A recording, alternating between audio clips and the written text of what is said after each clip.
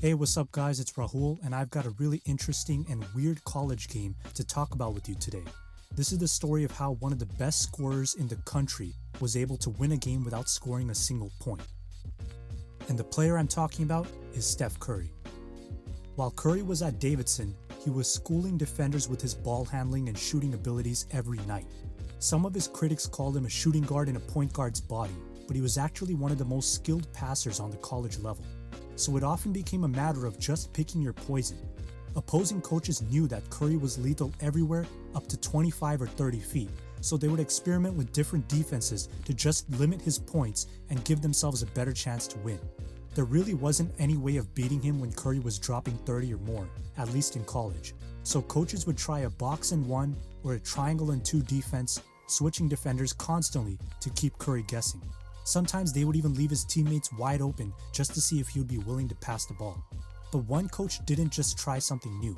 He did something no one would ever realistically do in a meaningful basketball game.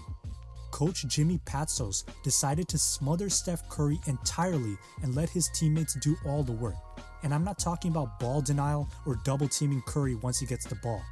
I'm talking about a pure double team every second that Steph Curry was on the court, even if he didn't have the ball. Curry had started that season by scoring 29 his first game, followed by 30 or more in his next 4 games. Coach Patsos thought he had no chance if he didn't try something crazy. On top of it, his team wasn't fully healthy. I thought, we can't stop him, that's a lottery pick. He had so many weapons, he handles the ball so well and gets it off so fast.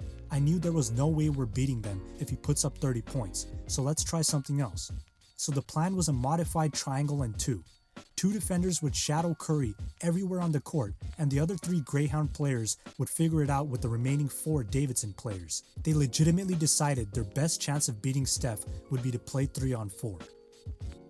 Patsos believed that Curry, like all great scorers, would eventually want to score and would get impatient. He thought Curry would force shots or fight off the double team to get to the rim. We knew we were trying something different, but nobody in the country was able to stop him, so we had to try something new.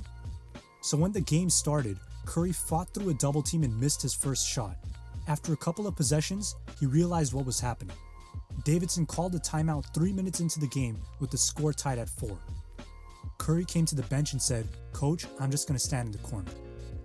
It was just an incredible statement from a mature young man who put team in front of himself and put victory ahead of statistics. He could have been tempted by the demon of ego. His scoring average was going to suffer, but he never let that enter into his thinking. So as the game went on, 2 players for the Loyola Greyhounds spent the whole time standing with Curry off in the corner. He handled it pretty well. He didn't care about the points. He was happy to be winning.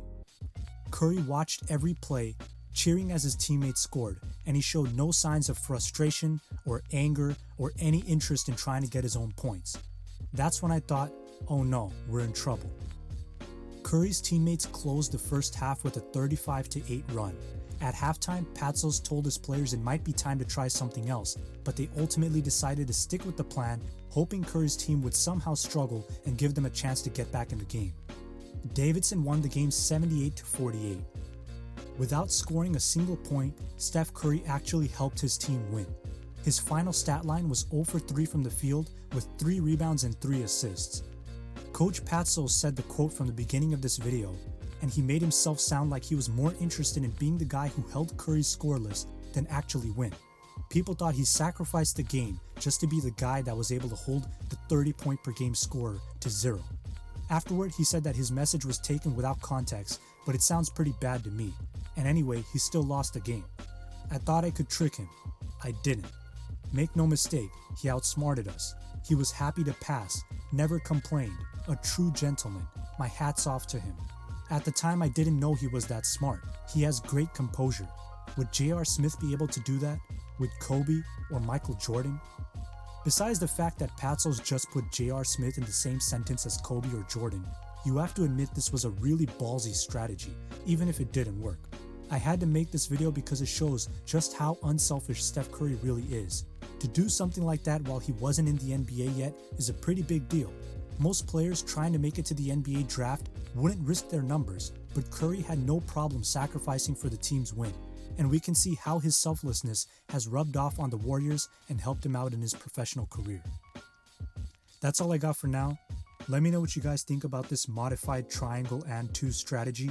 By the way, Davidson was up by 22 points at halftime, with Curry playing almost the whole first half and having 0 points. So if you were the coach, what would you have done? Would you have let Steph Curry get a rhythm and try to come back down 22? Would you stick to the strategy like Coach Patsos did?